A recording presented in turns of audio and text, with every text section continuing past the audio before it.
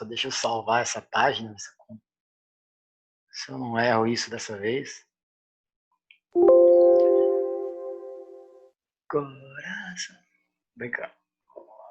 Documentos, imagens.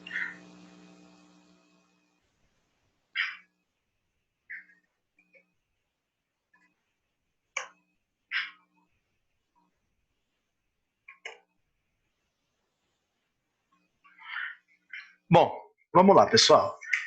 Hoje eu vou estar falando um pouquinho com vocês aí sobre principalmente a hemoglobina, certo? Esse que é o tema principal da nossa aula de hoje, que é o que eu quero falar com vocês, que essa aula deveria ter dado já antes de ter começado o respiratório, mas eu tinha esquecido desse pequeno detalhe, que eu tinha que explicar isso, mas vai dar certinho, porque a gente vai usar a hemoglobina no próximo capítulo de respiratório, beleza? Só que para a gente entender, antes de entender a hemoglobina propriamente dita, a gente tem que ver alguns passos anteriores à hemoglobina, tá bom, pessoal? Antes de falar da hemoglobina, a gente precisa falar das hemácias, ou dos nossos eritrocitos aí, né? Que a gente conhece como glóbulos vermelhos.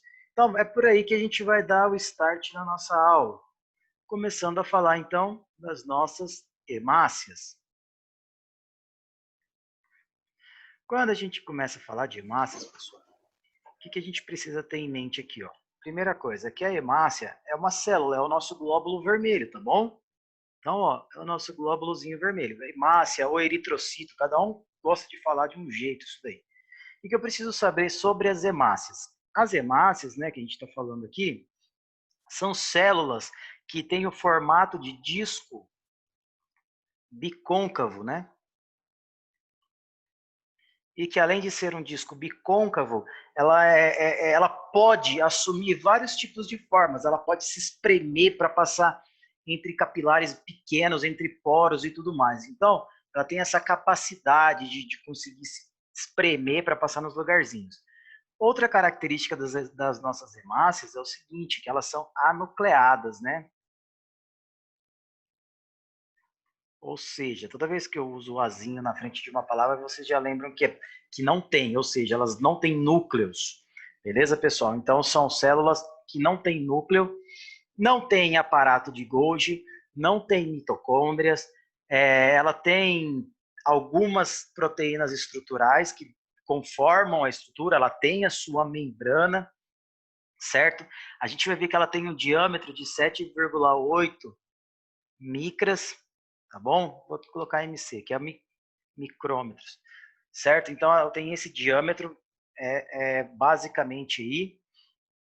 E quando a gente fala das hemácias, galera, uma das principais coisas que a gente tem que saber sobre ela é a função que ela vai cumprir, tá bom? Então, ela tem várias funções aí que a gente pode citar, mas a principal função vai ser o transporte de hemoglobina, tá bom? Então, ó, a principal função, transporte de hemoglobina. Eu vou colocar hemoglobina como HB, tá bom, pessoal? Toda vez que vocês verem HB, já saibam que é hemoglobina.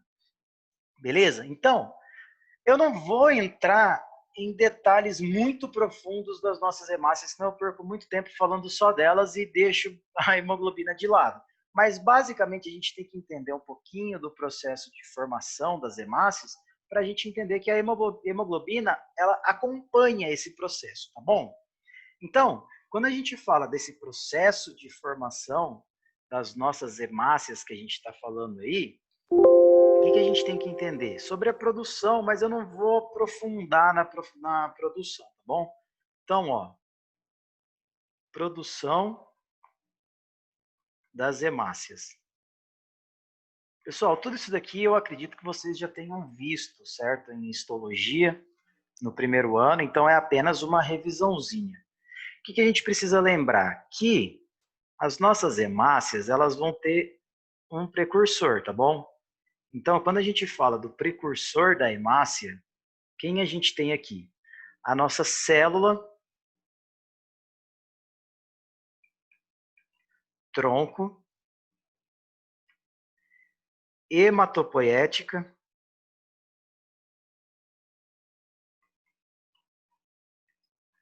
pluripotente.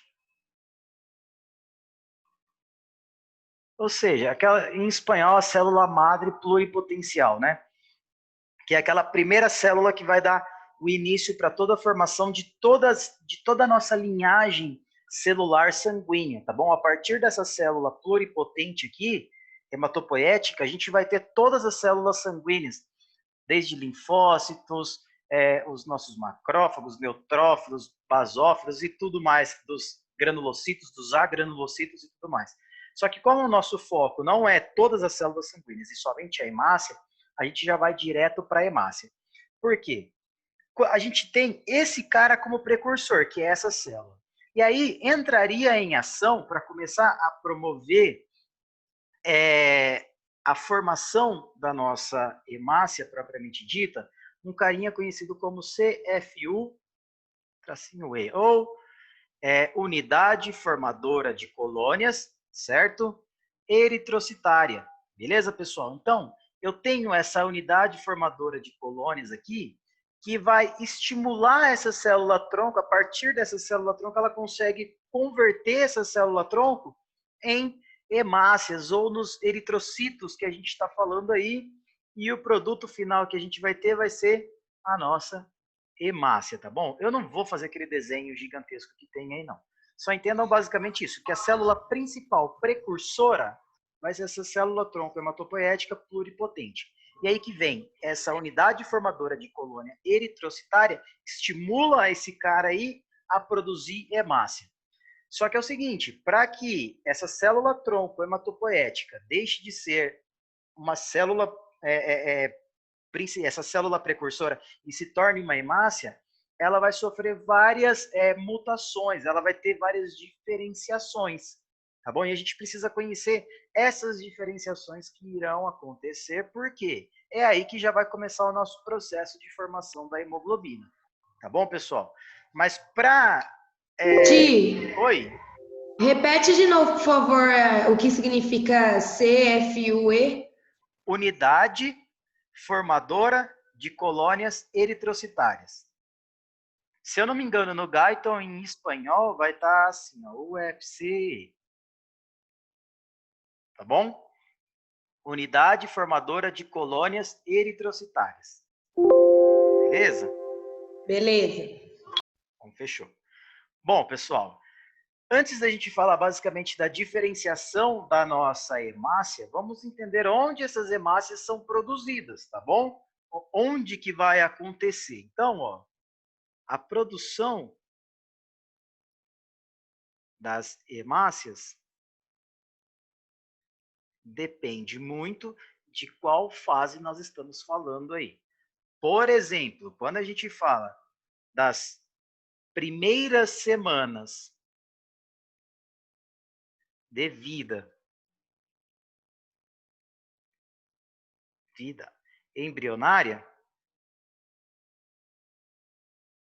nós estamos falando que essas hemácias serão produzidas, pessoal, lá no saco vitelino, tá bom?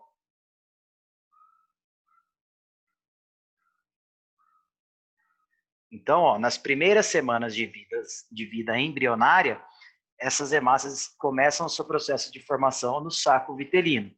Então, logo quando é um embriãozinho, acabou de fazer a implantação, teve a fecundação, implantou ali, já no começo, já começa a produção da nossa hemácia, tá bom? Bom, depois, durante o segundo trimestre de gestação, a gente vai ter essas hemácias sendo formadas no nosso fígado. Deixa eu pôr até de outra cor, peraí. No fígado, certo? No baço e também nos nossos linfonodos, tá bom? Só que, pessoal, principalmente será produzida no fígado. Isso no segundo trimestre da gestação, principalmente no fígado, tá bom? Então, aí para vocês verem que o próprio feto, ele já começa a produção de hemácias próprias, beleza? E por último, quando a gente fala aí já no último mês de gestação,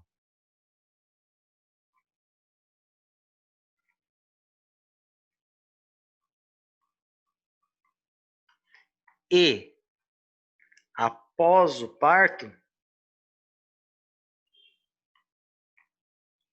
a gente vai ter a produção dessas hemácias aí, pessoal, na nossa medula óssea.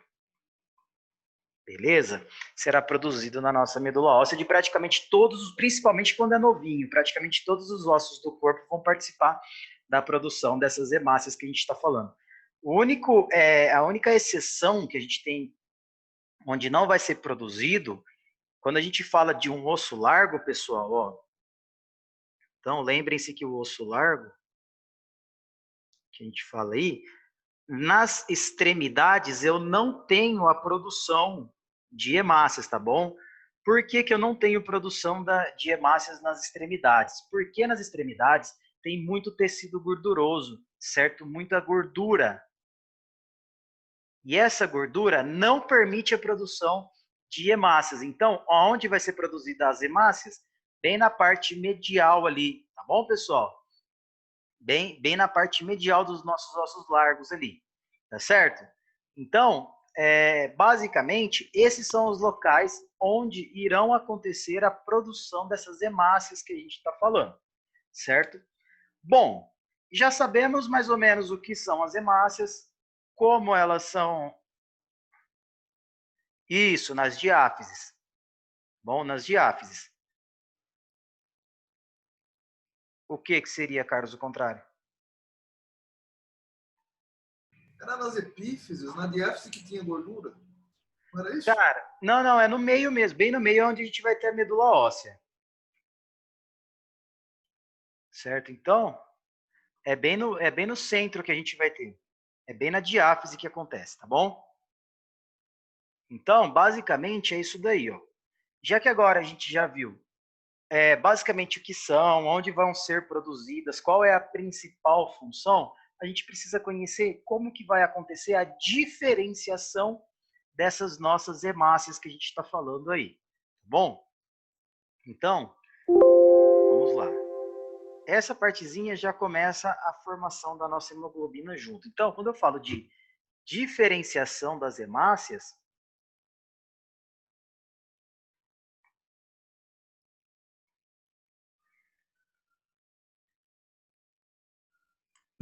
bom, foi o que eu acabei de falar para vocês. Tudo começa através da célula tronco hematopoética pluripotente. Ela que vai ser a precursora de todo mundo, certo? Aí quando vem a unidade formadora de colônia, que é aquela CFU eritrocitária, ela estimula essa célula e aí o que vai acontecer? A partir daí, eu vou começar a ter as diferenciações dessa célula precursora até ela se transformar em uma hemácia, tá bom? E aí, quais seriam essas fases de diferenciação que a gente vai ter? A primeira diferenciação que a gente vai ter vai ser o nosso proeritroblasto. Tá bom, pessoal? Começa pelo proeritroblasto. Então, ela se diferencia já em proeritroblasto, que seria uma célulazinha única que a gente tem aí, certo? É uma célula única. Depois do proeritroblasto, continua ainda a divisão, vai continuar se dividindo, tá bom? Aí o que acontece? Quer dizer, ela vai continuar se diferenciando. Aí, ela de proeritroblasto, ela vai se diferenciar em eritroblasto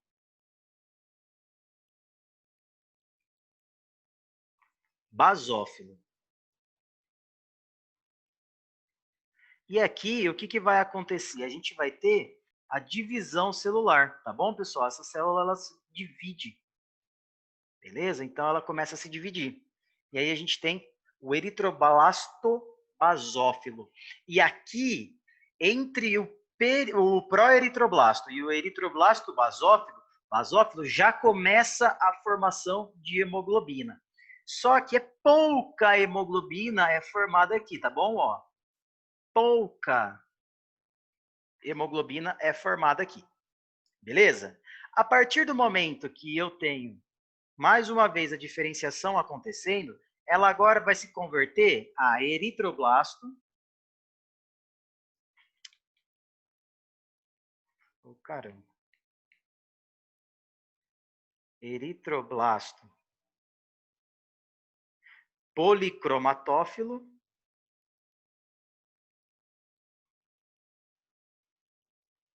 Certo? E depois, a eritroblasto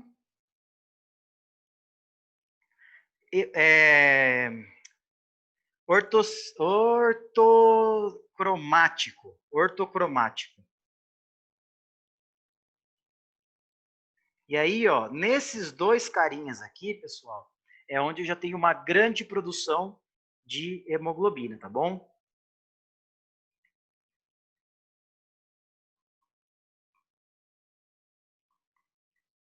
Ponto. Aí a gente já começa a ter uma grande produção de hemoglobina. A gente vai ver que 34% da nossa hemoglobina já se acumula aqui. 34% da hemoglobina se acumula aqui. Beleza? E não para aí, continua ainda mais a diferenciação. A partir daí, pessoal, o que, que acontece? A partir desse eritroblasto ortocromático aqui que a gente está falando, ele vai ser diferenciado a reticulocito. E aí, olha só que legal. O reticulocito, ainda nesse cara, eu também tenho a formação de hemoglobina. Então, a formação de hemoglobina, ela começa a partir lá do pró-eritroblasto e vai até o reticulocito, tá bom? E aí, o que, que acontece? O que, que seria esse reticulocito que a gente está falando aqui? O reticulocito, pessoal, ele é a nossa hemácia, só que de forma imatura. Ela ainda não madurou por completo, tá bom? Ela ainda é imatura. Eu tenho uma hemácia imatura. Só que ela já praticamente está pronta. O que, que eu tenho no reticulocito que vai ser diferente de uma hemácia matura? Basicamente, eu ainda vou ter no reticulocito restos do aparelho de Golgi, restos mitocondriais, tá bom? Que começam a ser eliminados desse nosso eritrocito que está sendo formado. Então, eu ainda tenho alguns restos que formam, por isso que a gente fala que o reticulocito é a nossa hemácia imatura, tá bom? E aí, o que, que acontece? Esse reticulocito que está na medula óssea, ele já começa a passar para a nossa corrente sanguínea. Então, ele passa para o sangue por diapedese, tá bom? O que, que seria a diapedese? Só para que vocês lembrem, não sei se vocês já viram a cascata inflamatória. Então, pensem que a gente tem por exemplo, um capilar ali. O que, que acontece? A célula, ela pega, ela se espreme toda e passa por esse pequeno porozinho aí, ó, e consegue sair de dentro do vaso para fora. Ou isso daqui no caso na inflamação. No caso aqui que a gente está falando da diferença da hemácia, então ela sai de dentro da nossa medula óssea, tá bom? Por diapedese, ela consegue entrar na nossa circulação sanguínea, tá bom? E aí esse reticulocito ele passa para o nosso sangue sistêmico. E ele vai ficar no nosso sangue sistêmico por 1 a 2 dias. Então ele fica de 1 a 2 dias, que é o tempo que ele precisa para se madurar por completo. Então, o reticulocito ele termina o seu processo de maduração no sangue, tá bom? E aí a gente vai ter a nossa hemácia madura.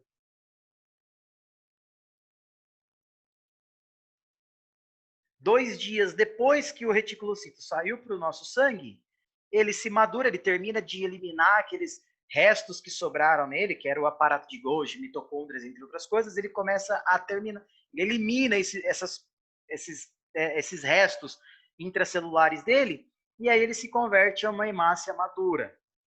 Beleza? E a gente vai ver que o reticulocito, por causa disso, certo? Por causa dessa conversão à hemácia madura, a concentração dele no nosso sangue vai ser muito baixa, vai ser apenas 1% das células sanguíneas vai ser reticulocito, tá bom, pessoal? Então, basicamente, essa é a diferenciação que a gente tem que entender, beleza? E aí, o que acontece? A hemácia madura, ela já é aquela que a gente falou no começo da aula, anucleada, como um disco bicôncavo, que pode produzir, pode se converter em vários formatos aí, certo? E que um detalhe interessante, ela tem a vida dela programada. Como ela não tem mitocôndrias, ela não tem núcleo, ela não consegue renovar o DNA. Então a gente já sabe que a nossa hemácia, ela tem a vida dela programada para 120 dias, né? Que é quando ela vai ser destruída. Beleza, pessoal? E aí vai ser o processo conhecido como hemocaterese, né? Que a gente vai tirar a hemácia velha do nosso corpo. Vou falar da hemocaterese daqui a pouquinho. A gente vai explicar ela certinho. Beleza?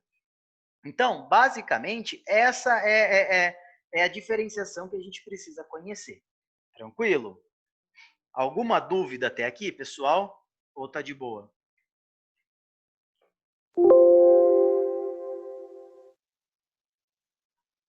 Bom, acredito que esteja de boa. E quem vai ser o principal regulador para a formação das nossas hemácias, certo? Quem é o principal regulador da produção de hemácias? A gente vai ver aqui, ó. Regulação, o regulador da produção de hemácias.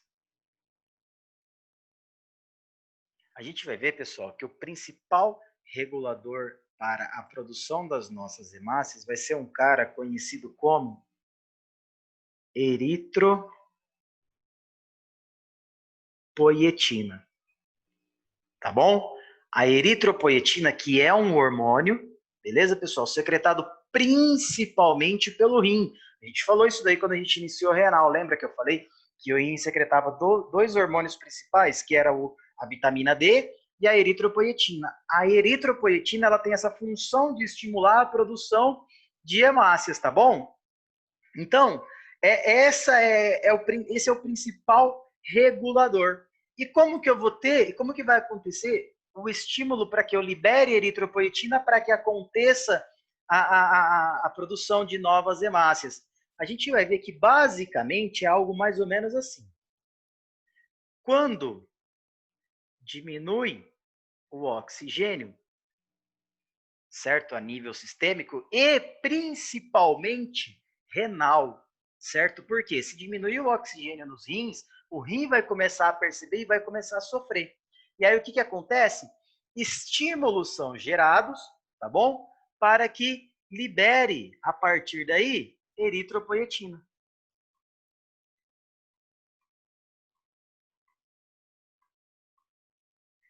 Essa eritropoietina não se sabe bem quem que são as células que secretam elas, mas falam que são células do tipo intersticiais, parecidas a fibroblastos, uma coisa mais ou menos assim. Mas assim, pessoal, nada muito certo que quem é a célula que secreta mesmo. Basicamente o que é... Ti, Oi? não era aquelas células dos capilares peritubulares? Não, aquelas lá, elas secretam a renina, na verdade, né? É que, tipo, essa da eritropoietina ainda não conseguiu se provar. Pelo menos até a última edição do Guyton não tinha provado quem que secretava de verdade a eritropoietina, tá bom? Eles colocam como essas células intersticiais. Eles colocam elas. Então, eu, assim, falar com certeza eu não posso dar para vocês. Porque isso é o próprio Guyton que já traz assim pra gente, tá bom? Então, basicamente, é isso daí. E é isso que eu quero que vocês entendam. Ó. Diminuiu o oxigênio, estímulo é gerado para secretar eritropoietina. Eritropoietina, ela viaja até a nossa medula óssea lá, e estimula a produção de hemácias.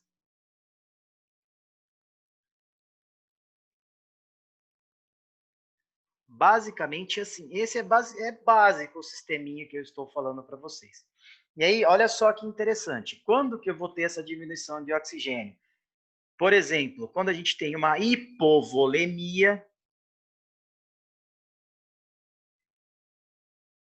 ou seja, diminuição do volume sanguíneo, que a gente está falando, certo? Isso acontece quando? Em uma, por exemplo, em uma hemorragia. Uma hemorragia severa, a gente vai ficar hipovolêmico, tá bom, pessoal? Quando a gente tem um estado conhecido como anemia,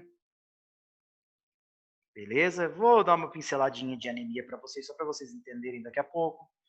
Ou também quando já diminui a hemoglobina do nosso corpo, tá bom? Esses são fatores que diminuem o aporte de oxigênio para os tecidos periféricos do nosso corpo, certo? E isso faz com que a eritropoetina seja liberada, aumentando a produção dessas hemácias que a gente está falando.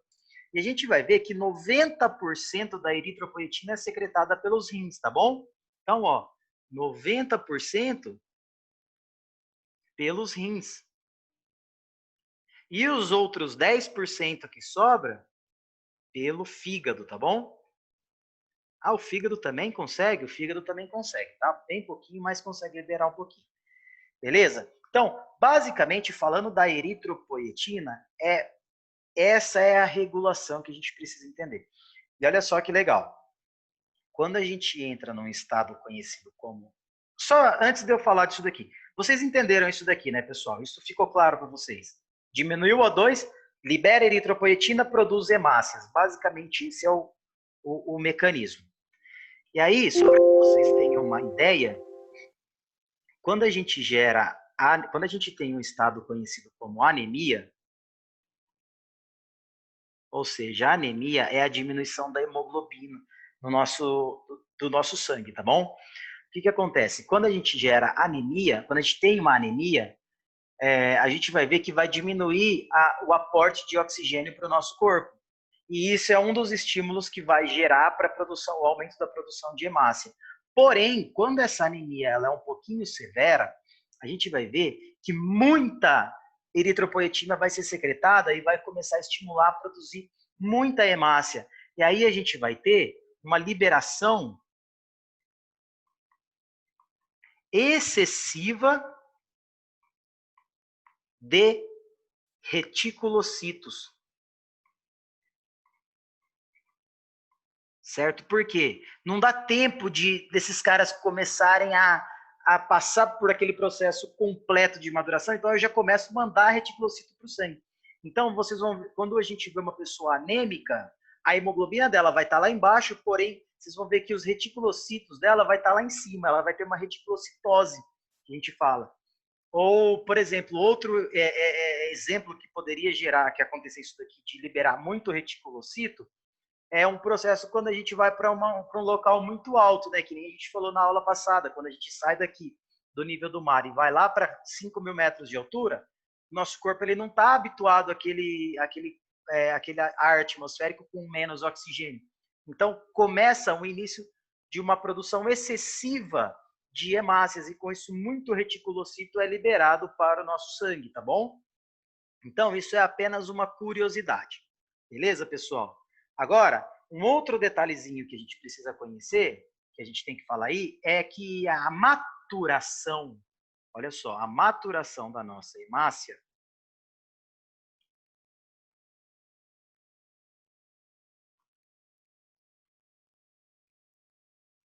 ou seja, para que ela se torne madura, ou seja, para que ela já esteja pronta para cumprir com a função dela, ela depende de dois caras, tá bom?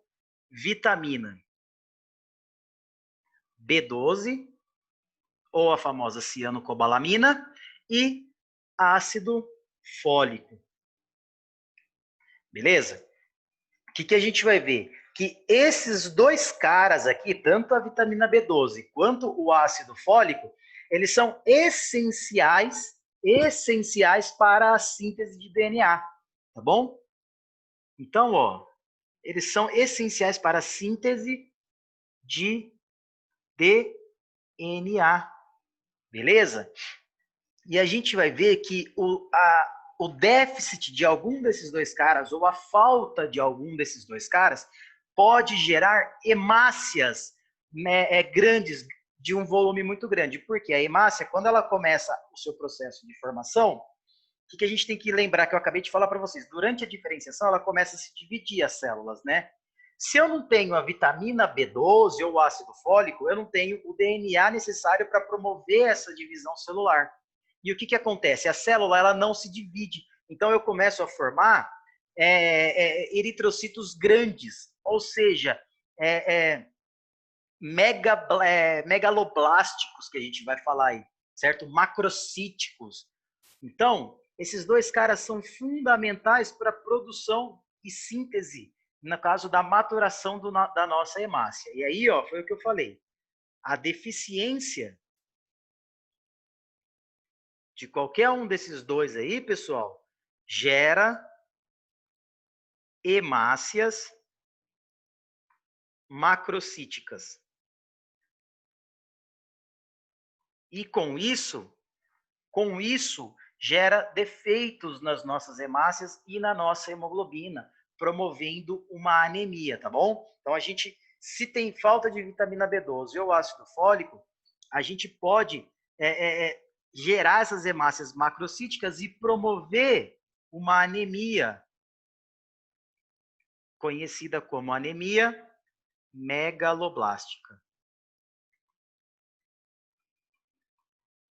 Beleza? Anemia megaloblástica ou perniciosa também, como o pessoal costuma dizer.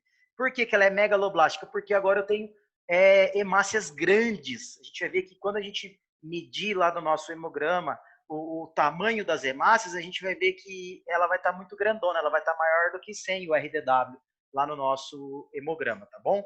Então, olha só que interessante. Agora eu já quero fazer um link com vocês e vocês vão ver quando a gente fala de bariátrica, por que eu sou contra a bariátrica?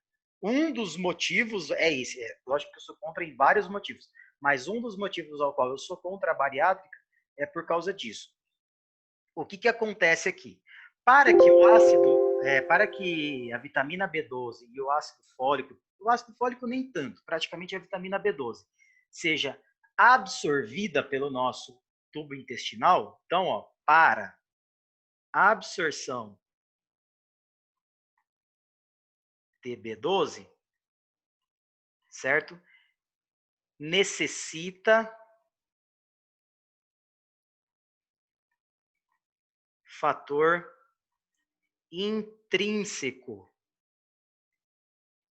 Eu não sei se vocês lembram do fator intrínseco.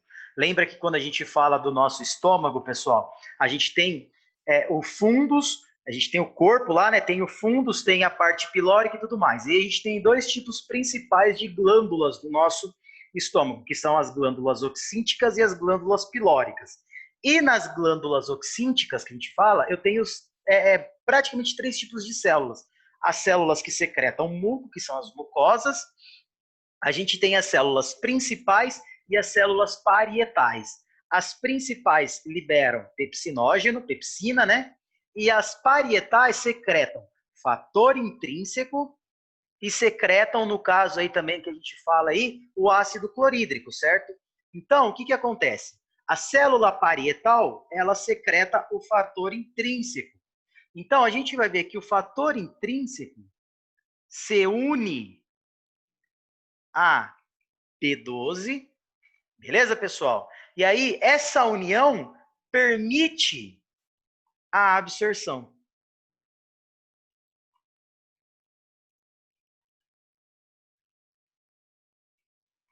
Certo? Então, graças a isso, a gente vai ter a absorção de B12.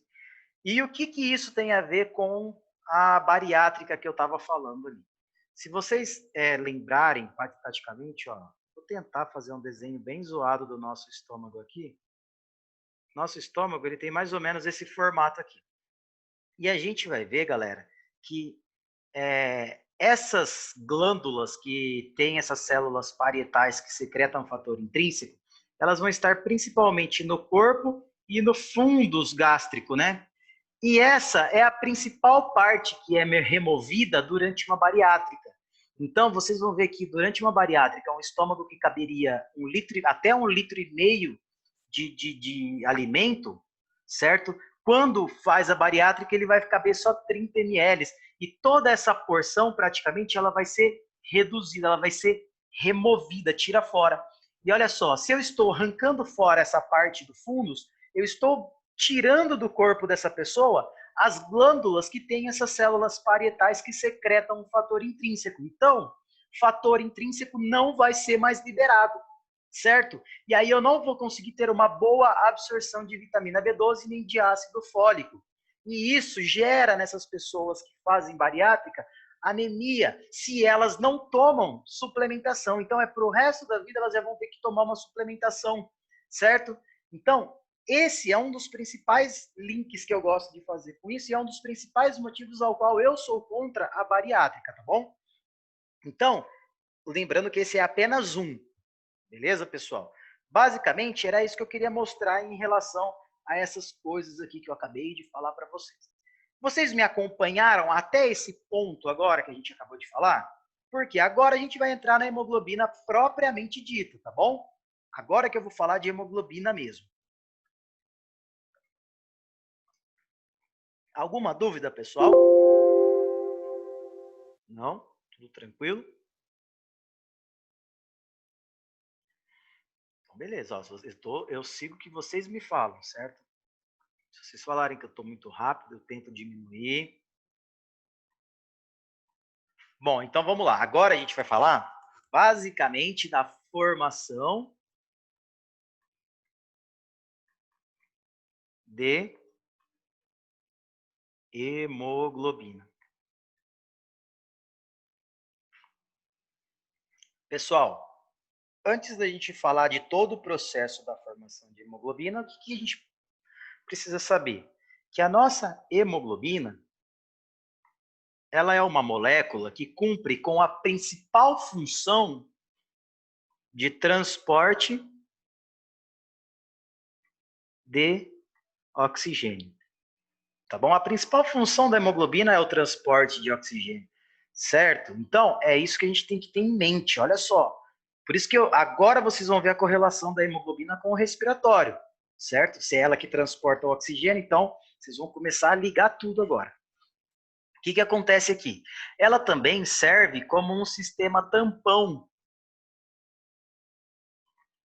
ácido básico. Beleza, pessoal? Mas o principal que a gente tem que saber é que ela transporta o oxigênio. E a gente vai ver que essa nossa hemoglobina, quando ela começa a se unir com o oxigênio, tá bom? Quando o oxigênio vem e se une na minha hemoglobina, isso é conhecido como saturação da hemoglobina, tá bom? Essa união do oxigênio com a hemoglobina é a saturação que a gente tanto fala. E a gente vai ver que a nossa hemoglobina ela pode se saturar até 100%. Então, tipo, não é assim, mas que geralmente a gente vai ver que é de 97% a 98% da hemoglobina está saturada com oxigênio em condições normais. Mas pode saturar até 100% normal. Beleza, pessoal? E aí a gente vai ver que a hemoglobina ela tem concentrações no nosso plasma, tá? No nosso sangue, certo? A gente vai ver que a concentração de hemoglobina no homem é aproximadamente 15 miligramas por decilitro, ou seja, a cada 100 ml. Decilitro é a cada 100 ml. E na mulher, é aproximadamente 14 miligramas por decilitro, tá bom? Em grávidas, vocês vão ver que em grávidas pode ser até 13, 12, tá bom? E isso depende também muito de laboratório, você tem que olhar a referência do laboratório. Mas fisiologicamente, basicamente o que a gente fala é isso daqui. E olha só que legal. Quando essa hemoglobina ela diminui a valores muito baixos, por exemplo, o homem normal 15, se ele tiver com 11, isso é considerado anemia. Então, a anemia, de uma definição grotesca da anemia, é a diminuição da hemoglobina, tá bom? Quando diminui a hemoglobina, a gente está falando que a pessoa está se tornando anêmica, beleza? Então, é uma forma meio grotesca de dizer, mas é isso daí mesmo, beleza, pessoal? Então, ó, olha só, já vamos começar a correlacionar, começar a pensar já a coisa. A hemoglobina, eu acabei de falar que ela serve como principal função de transporte de oxigênio, certo? Então, se diminuir a hemoglobina, a gente fala que a gente tem uma anemia. Então, na anemia eu tenho menos hemoglobina, Tiago? Sim, você tem menos hemoglobina. Se eu tenho menos hemoglobina, eu vou transportar menos oxigênio, Tiago? Sim, eu vou transportar menos oxigênio. e menos oxigênio vai chegar nos tecidos do meu corpo, tá bom, pessoal? Chegando menos oxigênio, o meu corpo começa a sofrer. E lembra que eu falei que esse era um dos estímulos para a liberação de eritropoietina e produção de maior número de hemácias? Então, olha só, vamos começar a correlacionar já, vamos começar a pensar a fisiologia. Beleza, pessoal? E aí, olha só, já vou fazer mais um link para vocês aqui, ó. É tudo links que eu estou fazendo de coisas que a gente já viu. Ah, então, se eu estou anêmico, beleza? Beleza. Diminuiu a minha hemoglobina, beleza? Beleza. Não estou transportando muito oxigênio para o meu corpo, tranquilo. Uma coisa que vai acontecer é a produção de mais eritrocitos, mais hemácias, né? Só que também, pessoal, eu consigo promover um aumento da minha frequência cardíaca. Por quê? O coração ele começa a bater mais rápido para tentar compensar essa falta de oxigênio. Então a gente acaba se tornando taquicárdico também quando a gente está anêmico, certo? Então, olha só as correlações, é fisiológico o negócio. Beleza, pessoal? Pensou, entendeu a fisiologia? Vai embora. A vida médica vai embora, vai fluindo. Beleza? Então, começamos pela hemoglobina daqui. Agora vamos entender como ela é formada de verdade. Qual é o processo de formação? Quais são as etapas de formação da nossa hemoglobina? Tá bom? Alguma dúvida?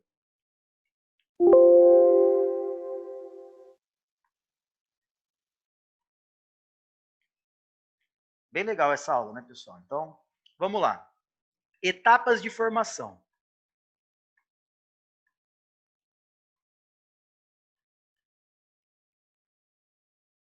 Bom, a gente já comentou agora que a nossa hemoglobina ela começa a ser produzida no pró-eritroblasto e vai até e segue até o reticulocito o seu processo de formação. Beleza? Então é nesse meio, nesse intervalo aí que ela está sendo produzida. Beleza? E o mecanismo que a gente vai ter das etapas de produção serão o seguinte: a primeira coisa que vai ter, pessoal, vai ser a produção de succinil-CoA. Isso daqui, quem vai produzir essa succinil-CoA é o ciclo de Krebs, tá bom? Então, durante o ciclo de Krebs, a gente tem a formação, a produção de succinil-CoA. Aí, o que acontece? Essa succinil-CoA, que a gente está falando aqui, ela vai se unir a um aminoácido não essencial. Vocês estão estudando aminoácido agora. O que seria um aminoácido não essencial? É aquele aminoácido que eu não preciso ingerir, porque o meu corpo é capaz de produzir, né, pessoal? Então lembra, essencial na minha dieta, que eu preciso comer. Não essencial é porque ele não é essencial na minha dieta, porque o meu corpo consegue produzir, tá bom? Então, ó, essa succinil-CoA se une a um aminoácido conhecido como glicina. Então, ó, succinil-CoA se une a glicina. E essa glicina que a gente está falando é um aminoácido não essencial. Beleza, pessoal? E a união desses dois carinhas aqui vai formar o nosso pirol. Ou pirrol. Tá bom? E o que seria esse pirol que a gente está falando aqui? Opa, mudei a cor aqui. Caramba, deixa eu mudar por vermelhinho. Esse cara aqui. Oh, caramba. Aí. Esse carinha que a gente está falando aqui, pessoal, ele basicamente ele vai ser um composto heterocíclico. O que seria um composto heterocíclico?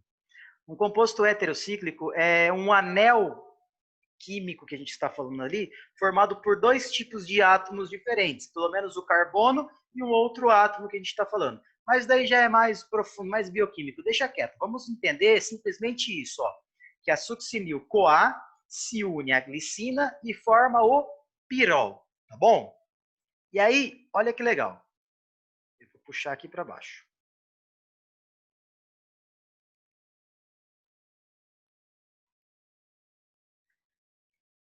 a união de 4 piróis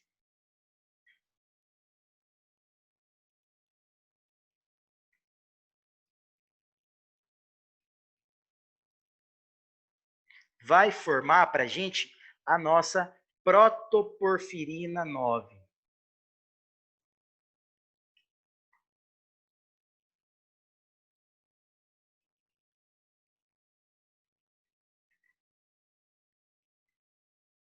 Então, ó, a gente vai ter a formação da nossa protoporfirina 9 aí.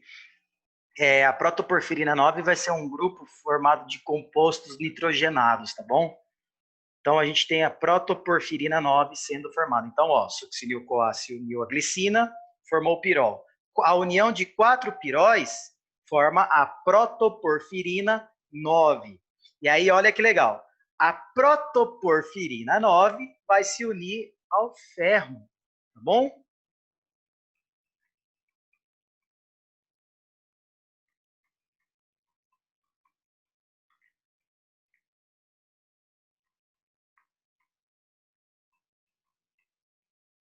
E aí, olha que interessante.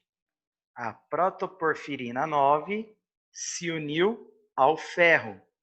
E com essa união, a gente vai ter a formação de um cara conhecido como molécula M.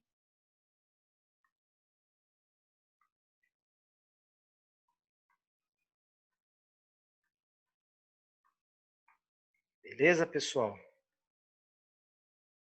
E aí a gente tem a nossa molécula M, certo? E prestem atenção nessa molécula M, como ela está formada por protoporfirina e ferro. E qual é a importância disso daí? Porque é no ferro que o oxigênio vai se unir. Lembrem-se disso para o resto da vida de vocês. O oxigênio se une ao extremo do ferro, lá da nossa hemoglobina. Mas eu já vou chegar nesse ponto aí. Mas já gravem isso na cabeça de vocês, tá bom? Beleza, pessoal? E olha só que interessante. A partir daí, quando a gente teve o nosso extremo M formado já, cada molécula dessa de M se une a uma globina, tá bom? Então eu vou até colocar aqui embaixo, ó.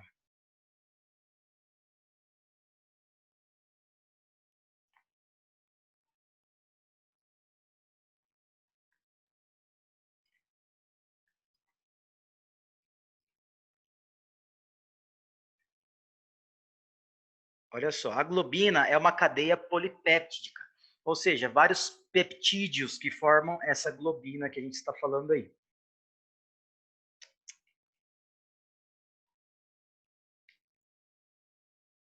E aí, olha só que legal. Agora a gente teve a união de M mais globina. E a união de M mais globina, a gente tem a formação da cadeia. A cor errada. A gente vai ter a cadeia de hemoglobina. Certo, pessoal? Agora a gente formou a cadeia de hemoglobina. Beleza? E aí, olha só que legal. 4 cadeias dessas precisam se unir para formar a molécula de hemoglobina. Então, ó, a união de 4 cadeias forma molécula de hemoglobina. Nossa, Thiago, quanta coisa é. Preciso saber tudo isso daqui? Precisa. Para a vida. Não estou falando nem tanto para a fisiologia, para a vida de vocês.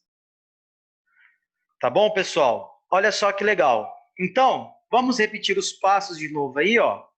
Succinil-CoA, produzido pelo ciclo de Krebs, se une à glicina, certo? Quando ele se une, forma o pirol. A união de 4 piróis forma a nossa protoporfirina 9. Aí vem essa protoporfirina e se une a um átomo de ferro, beleza? E forma a molécula M. Aí eu tenho M que vai se unir à nossa globina, que é uma cadeia de polipéptidos. Então eu tenho M unido à globina. E aí eu formei a cadeia de hemoglobina. E 4 cadeias de hemoglobina, quando elas se unem entre si, a gente tem a formação da molécula de hemoglobina. Beleza, pessoal? E assim a gente formou a molécula de hemoglobina. Certo? Então, olha só que legal. É basicamente assim que acontece. Certo? Só que o que vocês têm que saber? Basicamente é o seguinte, que a gente vai ter 4 tipos diferentes de cadeias de hemoglobina, tá bom? Então, ó, diferentes tipos de cadeias de hemoglobina, beleza? E aí é bem facinho, galera. A gente vai ter alfa, beta, gama e delta. Beleza? Esses são os 4 tipos de cadeias de hemoglobina que a gente vai ter. E aí a gente também tem os tipos diferentes de hemoglobina. E a mais famosa de todas, a que a gente tem no nosso corpo, vai ser a conhecida como hemoglobina A. Tá bom? Hemoglobina A. E essa hemoglobina A, que a gente está falando, que é o que a gente tem normal, fisiológico no nosso corpo, ela está constituída ou formada por 2 cadeias alfas e 2 cadeias beta. Vocês estão vendo, então, que a gente tem ó, a alfa e a beta sendo formada, pessoal? Então, a principal hemoglobina que a gente vai ter no nosso corpo vai ser a hemoglobina A, que está formada por 2 cadeias alfas e 2 cadeias betas. Então, só para tentar desenhar fazer um exemplinho na cabeça de vocês, eu vou fazer mais ou menos, eu vou tentar exemplificar isso daí, para que facilite. Então, a gente acabou de falar de todo aquele processo que a gente formou ali, pessoal. O que a gente teve? As cadeias de hemoglobina, a união de 4 cadeias formava a molécula de hemoglobina. Então, a mais famosa de todas que a gente tem é a hemoglobina A, tá bom? Como que era formada a cadeia de hemoglobina? Por um extremo, M na verdade, né? Mais globina. Então, aqui eu tenho uma cadeia de hemoglobina. M mais globina. Aqui eu tenho outra cadeia de hemoglobina. M mais globina. Outra cadeia de hemoglobina. E aqui mais uma, né? M mais globina. E aqui a gente tem mais uma cadeia de hemoglobina. E olha só, eu tenho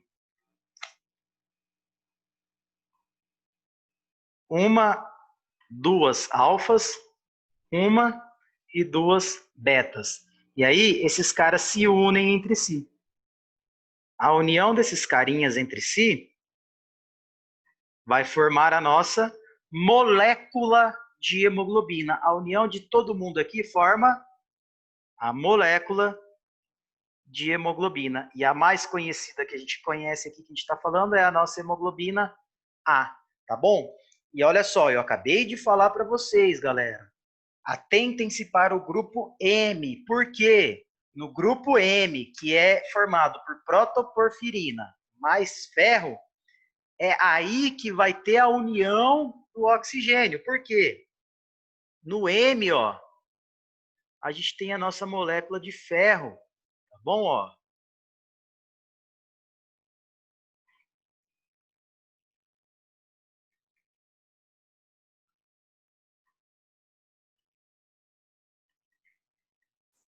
Beleza, pessoal? Então, olha que interessante.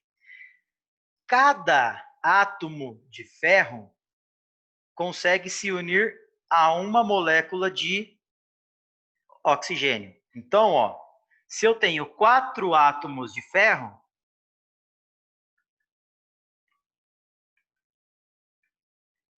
eu consigo ter a união de 4 moléculas de oxigênio. Ou o oxigênio não é formado por O2, 2 partículas de oxigênio, a gente pode ter também 8 partículas de oxigênio. Entenderam isso daqui, pessoal? Que ó, eu tenho 4 moléculas de ferro. Cada cadeia tem a sua. 1, 2, 3, 4. Cada ferrinho consegue se unir a uma molécula de oxigênio. Como a molécula de oxigênio é formada por 2 partículas de oxigênio, ou eu tenho 4 moléculas de oxigênio sendo transportadas por cada hemoglobina, ou eu tenho 8 partículas de oxigênio sendo transportada por cada hemoglobina. Beleza? Tranquilo? Entenderam isso daqui? Dúvidas, pessoal, da formação da hemoglobina?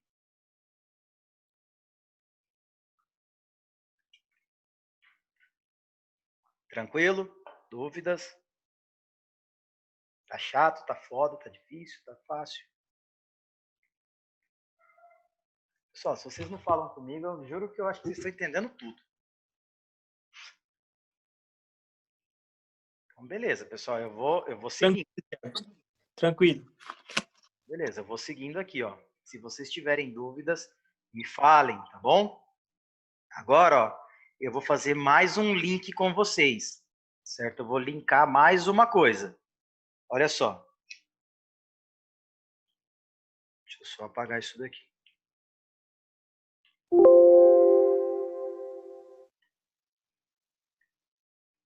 Pessoal, eu acabei de falar que a principal hemoglobina que a gente tem no nosso corpo é a hemoglobina A. Só que em algumas situações genéticas, certo? Que o bebê herda tanto do pai quanto da mãe, produz algumas falhas nessa nossa hemoglobina. E aí a gente não vai ter a nossa hemoglobina A sendo formada. A gente vai ter uma hemoglobina conhecida como hemoglobina S. Certo? O que seria, no caso, essa hemoglobina S? A gente vai ter algumas alterações no processo de formação da hemoglobina, tá bom? A gente vai ver que o ácido glutâmico, ele vai ser trocado pela valina, perdão, a valina é trocada pelo ácido glutâmico, e vai ter várias alterações aí, que a gente vai formar essa hemoglobina S. E crianças que nascem com hemoglobina S, ela desenvolve uma doença conhecida como anemia falciforme. Tá bom? Então, ó, o certo é a gente ter hemoglobina A. Se nascer com hemoglobina S, por defeitos, não é defeitos, é mutação genética que já vem, que herda do pai ou da mãe, de ambos, na verdade, né? A gente já vai ter a nossa hemoglobina S, que vai produzir a nossa anemia falciforme. E olha só que interessante. O que seria, só para que vocês entendam, quando alguém falar de anemia falciforme, agora vocês vão lembrar de mim pro resto da vida. O que acontece? A gente tem a nossa hemácia.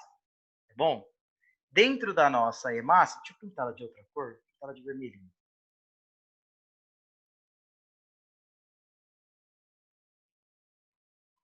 Dentro da nossa hemácia, pessoal, o que vai acontecer? A gente tem as nossas hemoglobinas, que a gente acabou de desenhar ali.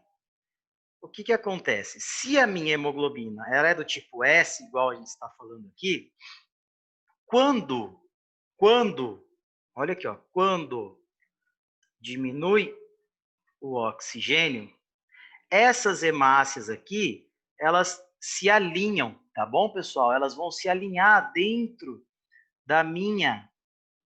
do meu eritrocito. Como assim, Thiago? Elas se alinham, elas vão produzir algo mais ou menos assim, ó.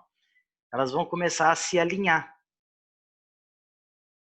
Durante a falta de oxigênio, elas começam a se alinhar e elas começam a estirar a minha hemácia, o meu eritrocito. E aí, olha só o que acontece com o nosso eritrocito. Ele vai ter um formato mais ou menos assim, ó. Ele vai acabar... Oh, caramba, tá difícil pegar essa cor vermelha hoje, viu? Ele vai ter um formato mais ou menos assim, por causa dessas moléculas por causa dessa molécula de hemoglobina que começa a se alinhar. Então, esse alinhamento que a gente vai ter aqui, ó, devido à falta de oxigênio, vai dar à nossa hemácia um formato de foice. Tá bom? Lembra da foice que a gente usa, que o pessoal usa para cortar cana e tudo mais? Então, lembra o formato de uma foice. Por isso que vai ser conhecida como anemia falciforme, certo? Então, é basicamente isso daqui. Foi apenas um outro link que eu gostaria de ter feito com vocês, para que vocês, agora, a partir de hoje, já entendam que a anemia falciforme é uma condição a qual a nossa hemoglobina ela teve uma mutação genética herdada, tanto do pai quanto da mãe. Beleza? Então, ao invés da gente ter a hemoglobina A gente vai ter a nossa hemoglobina S. Beleza? E que quando diminui o oxigênio, essas formam cristais dentro dessa nossa hemoglobina, por causa desse alinhamento das moléculas, e aí formando um formato de foice. E esse formato de foice, ou os, se eu não me engano, em espanhol é os, certo? Dá esse aspecto à nossa hemácia aí, e por isso que vai ser conhecido como anemia falciforme. Isso daí mesmo, a foice é para cortar a cana lá na roça. Beleza? Pessoal, tranquilo até aqui? Formamos a hemoglobina. Agora a gente precisa falar da destruição desse cara aqui que vai acontecer, certo? E tudo mais. Já faz mais ou menos, já faz 1 hora que a gente começou a nossa aula. Vocês querem fazer uma pausinha de 5 minutos para a gente continuar depois com o processo de hemocaterese, que vai ser a destruição de tudo isso daí? Pode ser? 5 minutinhos? Então, ó, 3h35, 3h40 a gente volta rapidão. Só vou pegar uma água para mim aqui também e a gente já continua.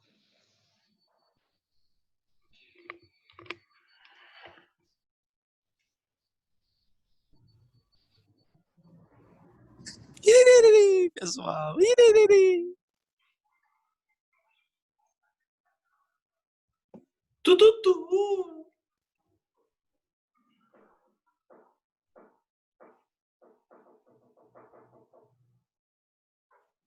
E aí, como é que tá o estudo de vocês?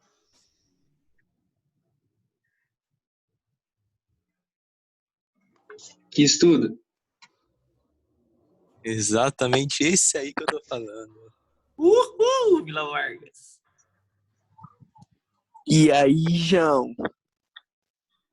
Qual foi? Qual foi?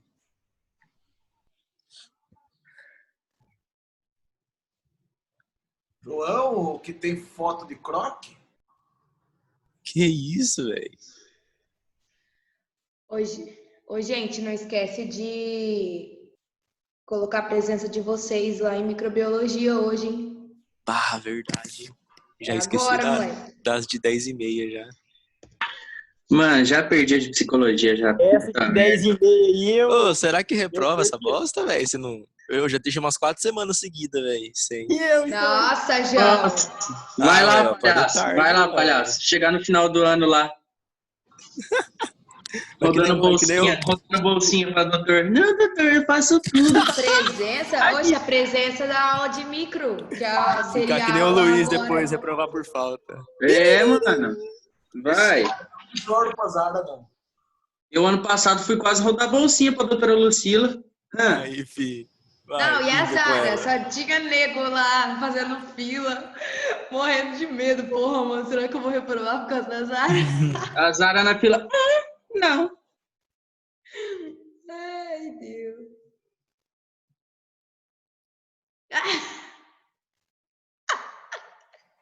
As histórias de corredor aí é foda, hein? Mano. Pedindo presença, né? Eu falo para vocês, o pior não é nem esperar no corredor. O pior é a pressão que os veteranos fazem nos calouros. É muito pior do que a própria prova final. É verdade, chega a ser ridículo, sério. É muito chato isso, cara. Nossa, eu lembro quando eu entrei no meu primeiro ano. Nossa, falava assim para mim. Nossa, vocês vão ver o que é a morgue, que não sei o quê. A morgue é o inferno, não sei o quê, não sei o quê. Na hora que eu fiz a prova da morgue, eu olhei para a pessoa e falei, nossa, isso era pro inferno que vocês falavam? A pressão que a gente tem na fila de espera é 10 vezes pior do que dentro da morgue. É verdade, mas é verdade. Na fila de espera, a perna do menino tá parecendo vara de bambu. Fila de É espera. verdade, gente. Na fila, Eu na sou- fila, tipo, quando você tá lá fora esperando pra entrar na morgue ali, cara, você medir a pressão da galera ali é no mínimo 16/10. Não, a minha era isso daí mesmo, mas quando eu entrei com o pai lá dentro da morgue, que ele começou a fazer as perguntas, foi muito tranquilo. Nossa Né? Senhora. A minha Ah, também. o pai é mó gente boa, velho. Celular aí.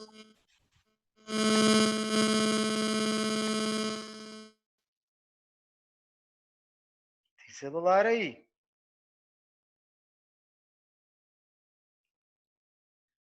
Mais um minutinho a gente já vai. A minha diabetes na fila de espera foi pra HI.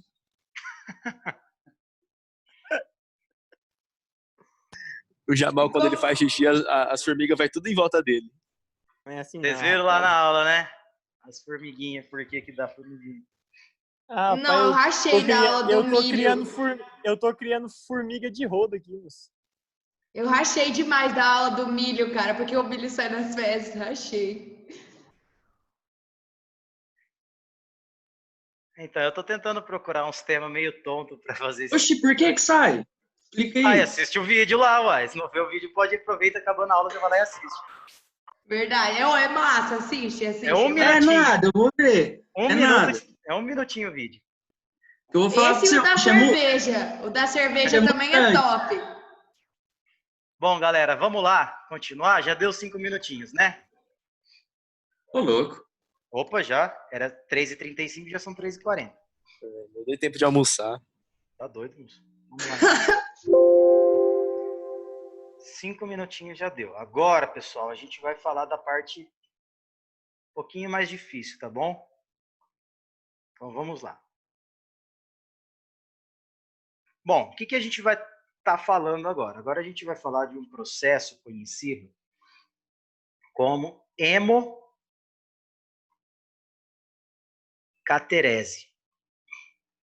O que seria a hemocaterese, pessoal? É a retirada das hemácias velhas do nosso corpo, tá bom?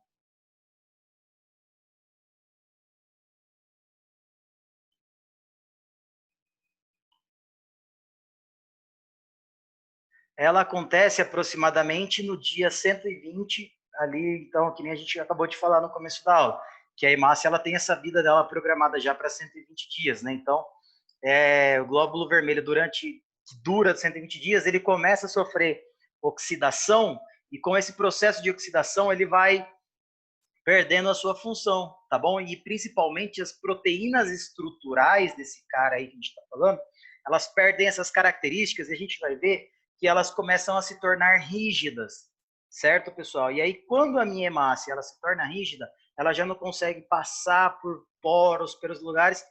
E então, quando já está na hora da gente começar a destruir esse carinha aí para começar a eliminar do nosso corpo para nova hemácia vir. Tá bom? Então, esse processo vai ser conhecido como hemocaterese. E a gente vai ver que isso daqui acontece principalmente no baço. E para a gente entender esse processo, então, vamos entender rapidinho o baço, porque o baço ele tem umas características que só ele vai ter no nosso corpo, tá bom? Diferente de tudo, que é uma característica que geralmente não é que a gente não encontra em mamíferos. Então, só o baço vai ter essa característica, tá bom? A característica que a gente vai ver no baço agora é uma característica típica em moluscos, essas coisas aí que a gente tem, tá bom? Então, vocês vão ver. O que eu quero que vocês lembrem? É bem simples o que eu quero que vocês lembrem do baço, praticamente. Lembrando que o baço ele é uma glândula anexa ao nosso aparelho digestivo, perdão, ao nosso aparelho linfático, né? Então, ela é uma glândula linfática, ela trabalha como uma glândula linfática também. Então, o que acontece? Ela é retroperitoneal a nível mais ou menos de T10, T11, T12 ali, certo? Ela vai estar bem próxima ao nosso estômago, vai estar vascularizada pela artéria esplênica, certo? A ramazinha que sai lá do nosso tronco celíaco. E é a partir daí que eu quero chegar com vocês. basicamente disso daí. Por quê? Eu quero lembrar da vascularização do baço, propriamente dita. Não o baço em si, assim. O que acontece? Como que vai ser dada a vascularização do nosso baço? Tudo começa a partir da nossa artéria esplênica, né? Lembra que a esplênica ela é uma rama colateral do tronco celíaco, beleza? Que eram 3 raminhas que saem lá da aorta abdominal, da cara anterior da aorta abdominal. Então, a gente tem a nossa artéria esplênica. Aí, essa artéria esplênica, pessoal, ela vai se converter a artérias segmentares.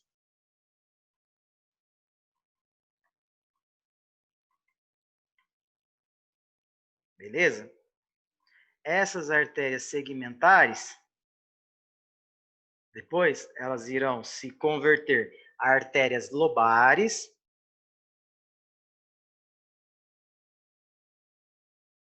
E aí, essas artérias lobares, elas se convertem a artérias ou arteríolas centrais.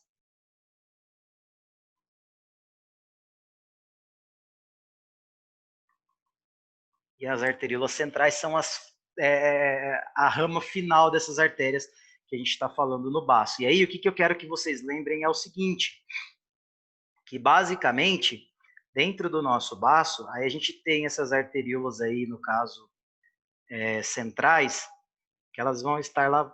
Pensem que essa é a nossa arteríola central, tá bom? Então, eu vou colocar AC, arteríola central. E que ela vai estar rodeada por tecido linfóide. Tá bom, pessoal? Vai ter um monte de tecido linfóide rodeando essa arteríola central que a gente está falando aí. Beleza? Então, ela vai ser algo mais ou menos assim, muitas células linfóides. E aqui, nessa parte, é onde vai ser formada a famosa pulpa branca. Lembrem-se que a pulpa branca, ela é um tecido linfóide ao qual a gente vai ter linfocitos, certo? A gente tem a presença de linfocitos, tanto B quanto T, certo? E ela tem a capacidade de analisar antígenos que a gente possa ter no nosso sangue. Então, se eu tenho algum antígeno no nosso sangue, esses linfocitos já percebem esse antígeno e já desencadeiam uma resposta celular que a gente está falando aí. Porque lembra da resposta imunológica, que ela pode ser humoral ou ela pode ser celular, né? No caso aí, quando a gente fala de linfocitos T e B, a gente está falando de resposta celular. A gente pode desencadear uma resposta celular e aí vai ter início da produção de anticorpos, os próprios linfocitos T já começam a degradar aqueles antígenos, aí vem os natural killers também, começa a degradar, tá bom? Então, a pulpa branca, ela serve basicamente como essa sentinela para os antígenos que a gente possa ter no nosso corpo. Só que olha que legal, as nossas arteríolas centrais, pessoal, elas terminam se ramificando, certo? Ela termina em ramificações. Essas ramificações que a gente está falando aqui, pessoal, elas vão ser conhecidas. Eu não sei se vocês lembram da histologia, quando a gente falava dos cordões esplênicos de Burrow, certo? Então, ó, cordões esplênicos de Burrow, certo? Que são essas terminaçõezinhas que a gente tem da nossa arteríola central. E é aqui que eu falei que é algo que somente no baço a gente vai ter, tá bom? Que é uma circulação conhecida como circulação terminal. É isso que eu quero que vocês entendam. Que no baço a gente tem uma circulação terminal. O que seria uma circulação terminal? As arteríolas não se conectam diretamente já com os capilares e com as vênulas. Então, a gente tem um espaço de separação. Tá bom, pessoal? Então, a gente vai ter um pequeno espaço ali, ó, de separação. E aí o que acontece? Nesse espaço de separação que a gente está vendo aqui, que é onde vai formar os famosos sinusoides esplênicos. Lembra dos sinusoides esplênicos? Então, eles serão formados aqui. E aí, se a gente olhar para essa imagenzinha aqui, pessoal, o que a gente vai ter?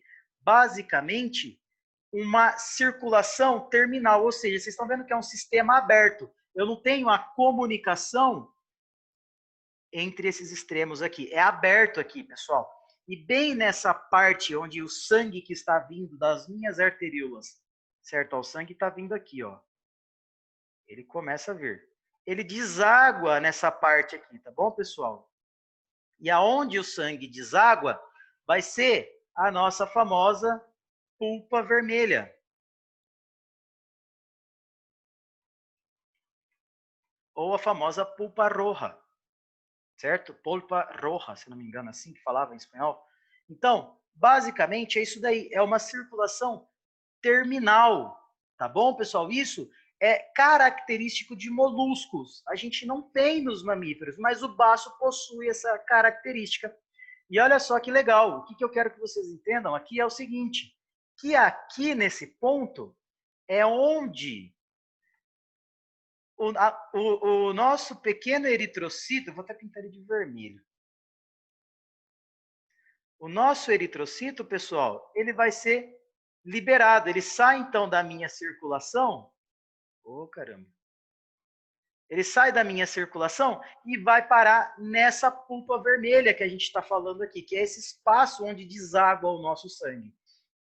Tá bom? E a gente vai ver que essa pulpa vermelha, ela tem uma função muito importante aqui, né? Porque aqui é um ambiente, que nem a gente fala que é um ambiente muito hostil para o nosso glóbulo vermelho.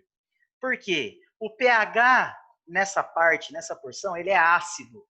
Eu tenho muitos macrófagos nessa porção dessa pulpa vermelha, tá bom? Então, é um ambiente que não é agradável para uma hemácia velha. Se a hemácia ela está velha, então esse ambiente da polpa vermelha, ele não serve para essa hemácia aí, entende? Então, olha só, quando eu falo desses capilares que a gente acabou de ver aqui, ó, desses capilares esplênicos que a gente acabou de falar aqui, que são conhecidos como capilares ou sinusoides esplênicos, eu tenho para que todo esse sangue que está desaguando na minha pulpa vermelha, ele precisa voltar para dentro desses sinusoides que a gente está falando. Só que para que esse sangue entre nesses sinusoides, eles precisam passar por pequenas fenestras que a gente tem nos sinusoides. E as fenestras que eu tenho dentro do meu sinusoides, elas têm aproximadamente 3 micras, tá bom? E quanto que eu falei que tinha a nossa hemácia lá no começo da aula? 7,8 micras, tá bom? Olha só, eu tenho uma hemácia de 7,8 micras e para ela acabou de sair da minha circulação arterial, passou para a minha pulpa vermelha e ela precisa voltar para a minha circulação venosa ali nos sinusoides esplênicos. Então, para que ela consiga, como ela tem um tamanho de 7,8 micras e ela precisa entrar numa fenestra que tem apenas 3 micras, ela precisa se contorcer, se virar e virar um regaço para ela conseguir passar. Uma hemácia que já está velha, certo, pessoal? Ela já está oxidada, ela perde essa capacidade de se contorcer e de conseguir se conformar em outros formatos aí para conseguir entrar. Então ela não entra. E aí ela acaba ficando na minha pulpa vermelha. Quando ela fica na minha pulpa vermelha, o que vai acontecer? Eu acabei de falar que é um ambiente hostil para essa hemácia. O pH é baixo, eu tenho muitos macrófagos.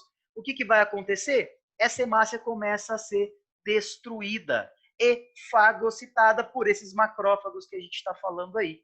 Tá bom? Então, é assim que acontece o processo de hemocaterese, principalmente no baço, graças a essa circulação terminal, que não é tudo unida, ela é separada. A artéria é separada das veias, eu não tenho esse capilar no meio ligando esses dois caras aí. Termina nos cordões esplênicos de Burrow e depois começa de novo no sistema venoso, já nos sinusoides esplênicos. E as hemácias que não conseguem entrar nos sinusoides esplênicos vão ser destruídas e fagocitadas pelos macrófagos que estão ali naquela pulpa vermelha. Beleza, pessoal? E quando essa hemácia ela é destruída, tá bom? O que a gente tem que saber? Que dentro da minha hemácia eu tenho a minha molécula de hemoglobina. E aí a hemoglobina agora vai ser liberada para o nosso sangue. Beleza? E agora começa o processo. A gente acabou de falar da hemocaterese, como é destruído o glóbulo vermelho. Agora a gente tem que falar o que vai acontecer com a hemoglobina. Beleza, pessoal? Então a gente vai entender agora o que acontece com a hemoglobina. Vocês entenderam essa parte do baço aqui agora que eu acabei de falar para vocês? Ficou alguma dúvida sobre isso daqui? Em teoria, a gente tinha que ter visto isso em isto já, né? Mas eu não sei se foi explicado dessa forma para vocês. Bom, o que vai acontecer agora com a nossa hemoglobina? Hemoglobina é liberada do glóbulo vermelho, no caso aí que a gente está falando, né, da nossa hemácia. Quando essa hemoglobina ela for liberada, pessoal, ela vai começar a sofrer fagocitose. E quem vai fagocitar essa hemoglobina? Principalmente as células de Kupfer lá do nosso fígado, que são os macrófagos do fígado, e os macrófagos esplênicos. Então, ó, hemoglobina será fagocitada por células de Kupfer, se eu não me engano, é assim que escreve, eu acho que são 2 Fs. Kupfer, eu acho que é isso. E macrófagos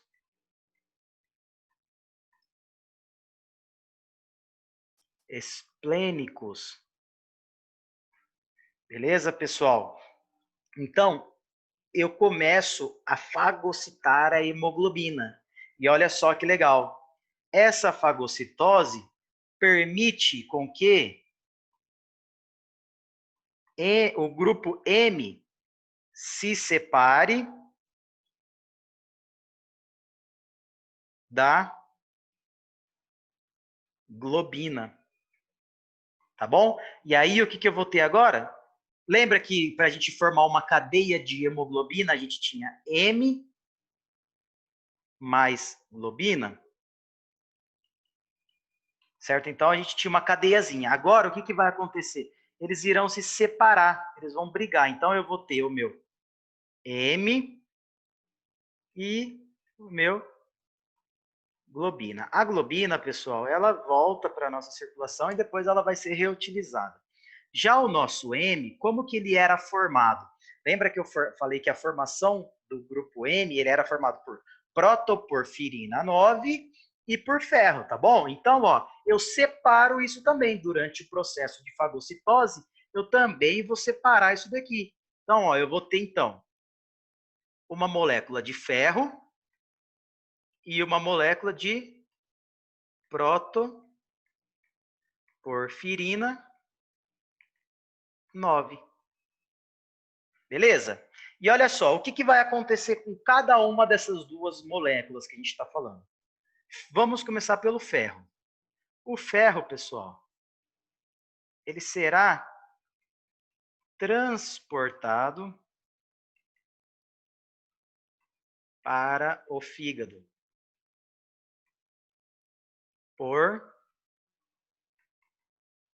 vou colocar nem pela transferrina.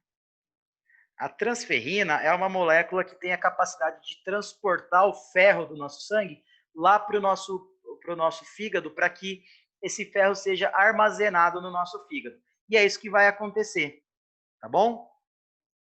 Ferro será armazenado no fígado em forma de ferritina. Beleza? Então, ó, tive a hemocaterese, destruí aquele glóbulo vermelho, liberei a hemoglobina. A partir do momento que eu libero a hemoglobina, os macrófagos, tanto hepáticos quanto esplênicos, começam a fagocitar toda aquela hemoglobina. E aí a primeira coisa que acontece é a separação do M, certo? Do grupo M e do grupo globina. Então, separei. A globina ela vai para ser reutilizada em outro processo e o M ele continua sendo fagocitado. E aí eu separo, eu quebro o M novamente em ferro e protoporfirina 9. O que acontece com o ferro? O ferro ele vai ser transportado lá para o meu fígado pela transferrina, que é uma proteína carreadora que leva o ferro até o fígado. E aí o ferro, quando ele chega no fígado, ele vai ser armazenado em forma de ferritina. E aí eu tenho ferro armazenado dentro do meu fígado para futuros processos de produção de hemácia, tá bom? Então, o ferro, para que a gente tenha uma carência de ferro, a gente precisa ficar muito tempo sem comer ferro, tá bom? Sem ingerir ferro no nosso corpo. Beleza, pessoal? Então, basicamente é isso daí, porque a gente pode ter anemia por causa da diminuição do ferro do nosso corpo. Então, esse é outro fator já. Quando eu tenho déficit de ferro do meu corpo por uso exagerado, ou por perda, ou por falta de ingestão de ferro, a gente vai gerar um estado conhecido como anemia ferropriva, ou ferropênica, tá bom? Então, esse ferro a gente acabou de falar que acontece com ele. Porém, o que vai acontecer agora, galera, com a nossa protoporfirina 9? Beleza? E é ela que a gente vai estar falando agora. Até aqui tudo bem, né? Tranquilo. Então, ó, vamos falar agora da nossa protoporfirina 9. O que vai acontecer com esse cara aqui, pessoal? Ainda estamos tendo a fagocitose, tá bom? Então, ela ainda está sendo fagocitada, os macrófagos ainda estão atuando sobre esse cara. Então, ó, macrófagos convertem essa protoporfirina em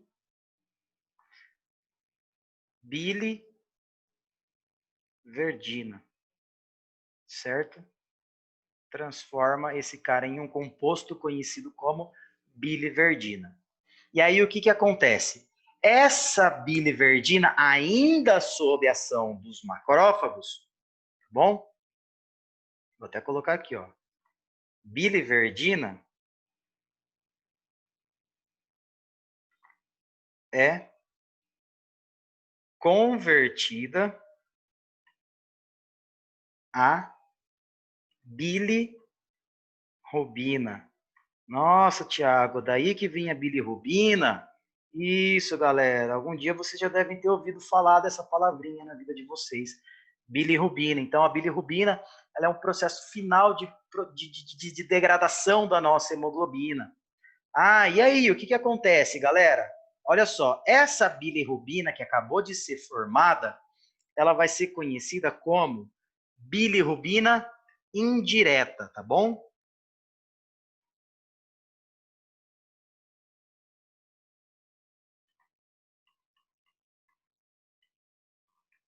Então, a gente tem a nossa bilirrubina indireta que acabou de ser formada.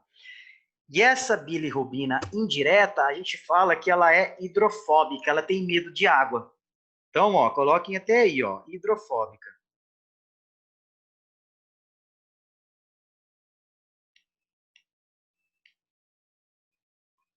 Ou seja, ela tem medo de água.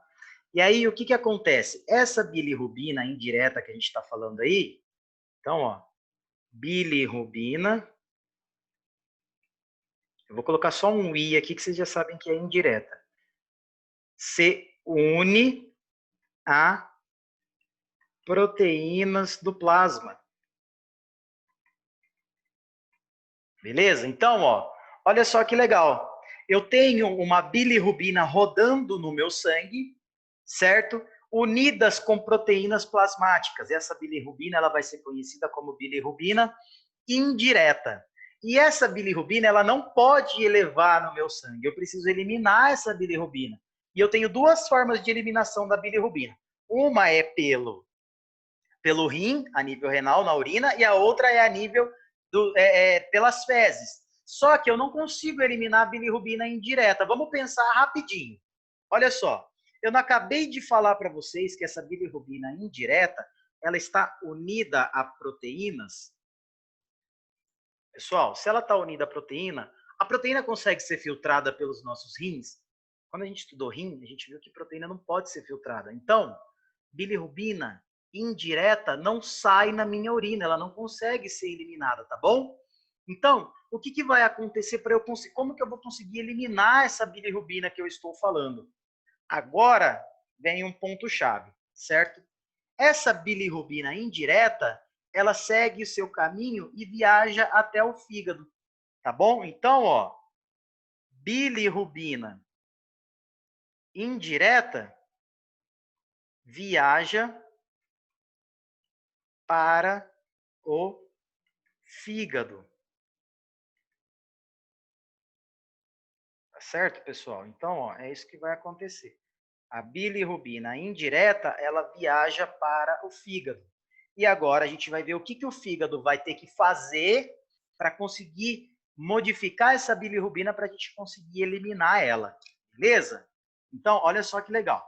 Vamos lá. Vou apagar essa parte, tá bom? Posso apagar isso, né? Não grita já.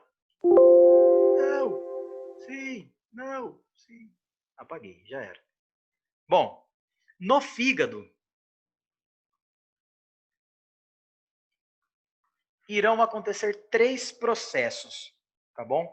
Essa bilirrubina ela vai sofrer 3 processos. Então, quais seriam os 3 processos que essa bilirrubina vai sofrer no nosso fígado aí? O primeiro vai ser conhecido como captação da bilirrubina. O segundo, conjugação. E o terceiro, excreção.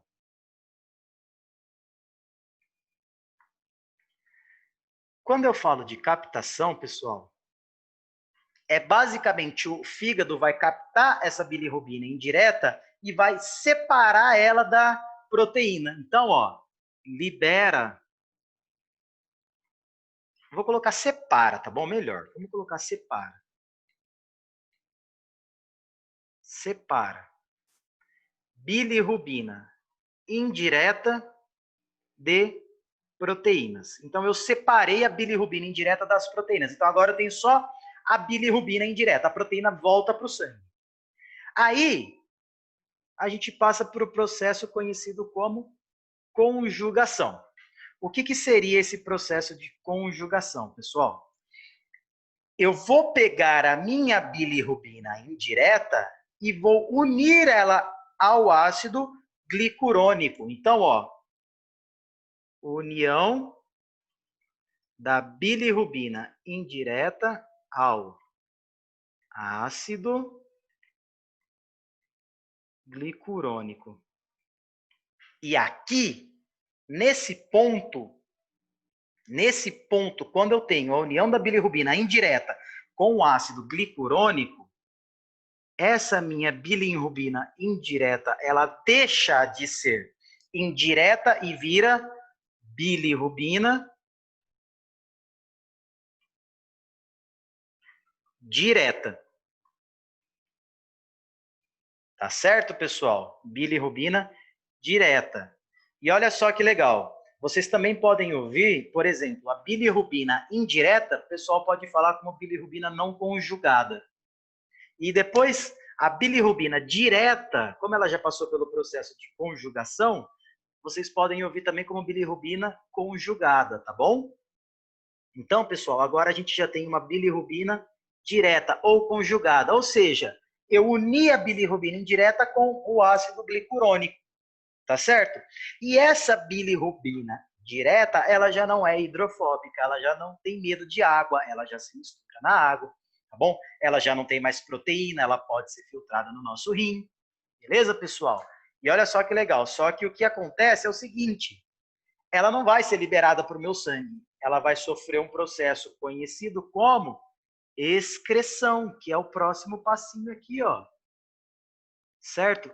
Excreção. E essa excreção, para onde que vai ser excretada essa bilirrubina direta? Para a bilis. Certo, pessoal? Bilis. A bilis que vai liberar esse carinha aí. E vamos dar uma relembrada rapidinho da anatomia, só para vocês não se perderem no que eu quero falar para vocês aqui agora. Pensem, galera, ó. É muito escroto meus desenhos, mas tá bom. Eu acho que vocês conseguem entender. Que a gente tem aqui o nosso fígado, tá bom? E aí a gente tem aqui o nosso intestino delgado. No caso aqui, o cólon, né? Não, cólon não, perdão. O duodeno. Tô viajando. Cólon. E aí o duodeno, ele tem a primeira, a segunda, a terceira e a quarta porção. O que acontece, galera? Do nosso fígado, vão sair o quê? Os condutos hepáticos direito e esquerdo, certo? Que vai se unir ao conduto cístico lá, que é da nossa vesícula, e aí vai formar o colédoco. O colédoco vem e desemboca na segunda porção do nosso duodeno, certo? Lá naquela famosa ampolinha maior, a ampolha de Vater, onde a gente tem aquele esfíncter de músculo liso, conhecido como esfíncter de Oddi, certo, pessoal? Então, toda essa bilirrubina direta que foi produzida no meu fígado, ela vai ser liberada para o meu tubo digestivo, lá na segunda porção do meu duodeno, junto com a bilis. Certo, pessoal? Então, até aqui vocês me acompanham, acredito. Então, tem uma boa mistura de físio com anato. Olha só o que vai acontecer a partir daqui. Vou apagar essa página aqui, hein? Grita se não quiser. O que vai acontecer aqui agora, pessoal? Essa bilirrubina direta sofre ação das bactérias, certo? Ó, sofre ação das bactérias intestinais.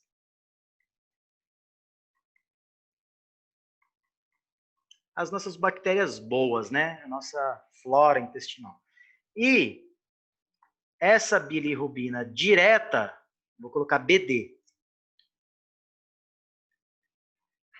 será convertida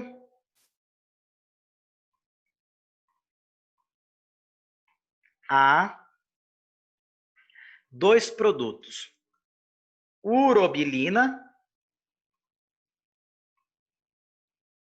e estercobilina. Tá bom? A urobilina, pessoal, ela vai ser reabsorvida e eliminada na nossa urina. E a estercobilina, ela se une às fezes e é eliminada pelas fezes. Beleza? E a gente vai ver que a estercobilina que dá a cor amarronzada para as fezes. Beleza? E aí a gente vai ver basicamente como que é eliminada toda essa bilirrubina, que é um produto final lá da nossa hemoglobina. E a gente vai ver que a eliminação de aproximadamente 90% é pelas fezes e aproximadamente 10% é pela urina. E é assim que acontece a eliminação de tudo isso daí. Beleza, galera? Então, olha só, agora eu já vou fazer mais um link para a gente terminar a nossa aula, que eu sei que vocês já devem estar cansados já. Beleza? Já vai fazer 2 horas de aula já. Falei que essa aula ela era um pouquinho comprida, mas ela era muito legal. Então, só para terminar a nossa aula, vamos fazer um link rapidão. Se eu tiver algum, olha só, pensem lá, que a gente tem o nosso fígado de novo. Então, eu tenho o fígado, a gente tem o nosso duodeno aqui, né? Opa, o estômago zoado, Thiago. O estômago está ao contrário.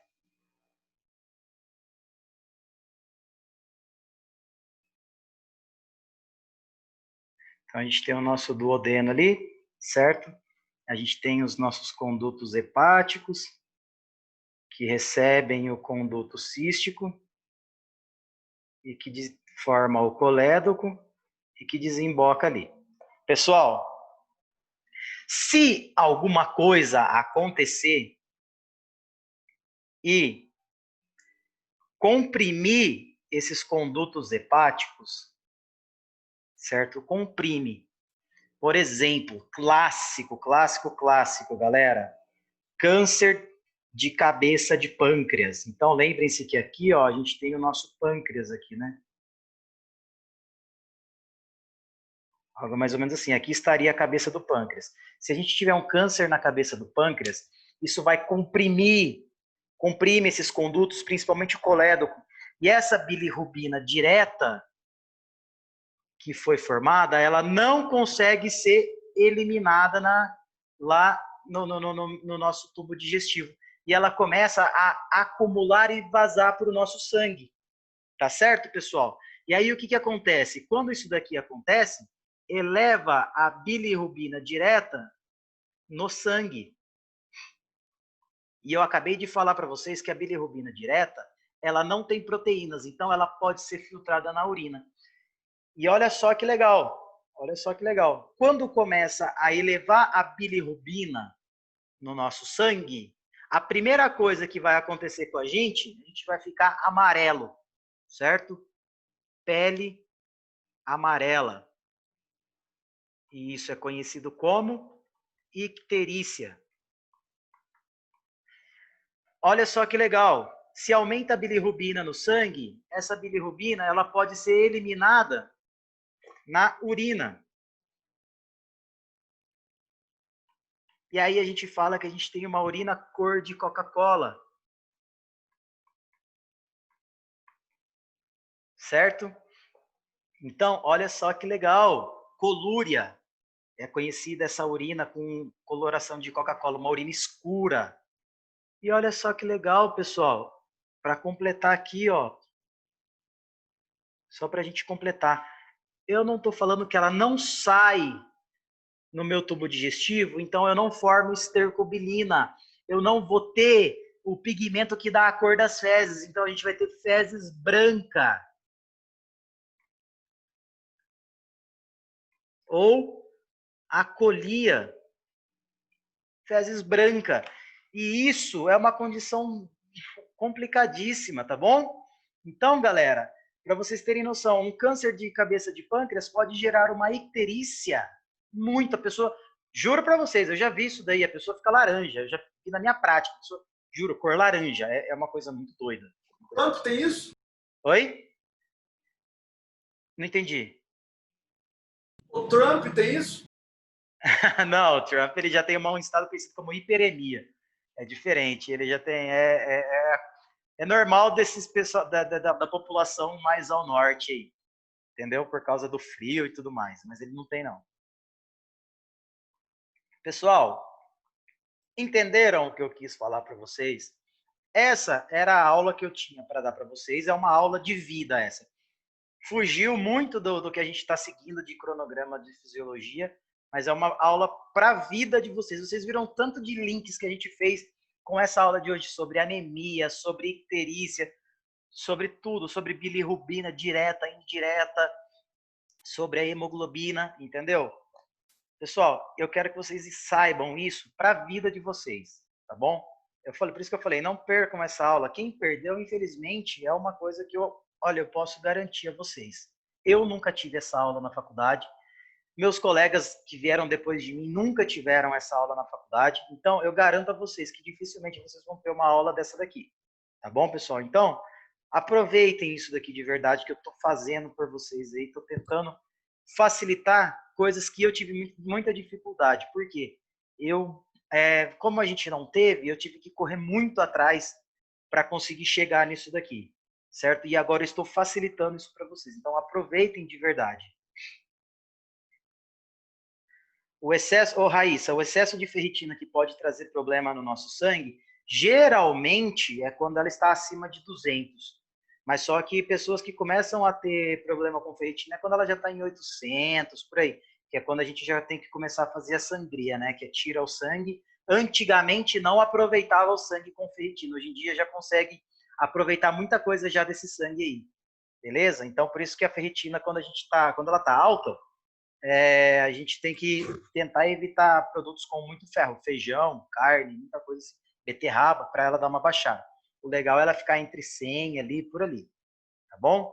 Pessoal, dúvidas, sugestões, alguma coisa que vocês queiram falar, aproveita esse finalzinho.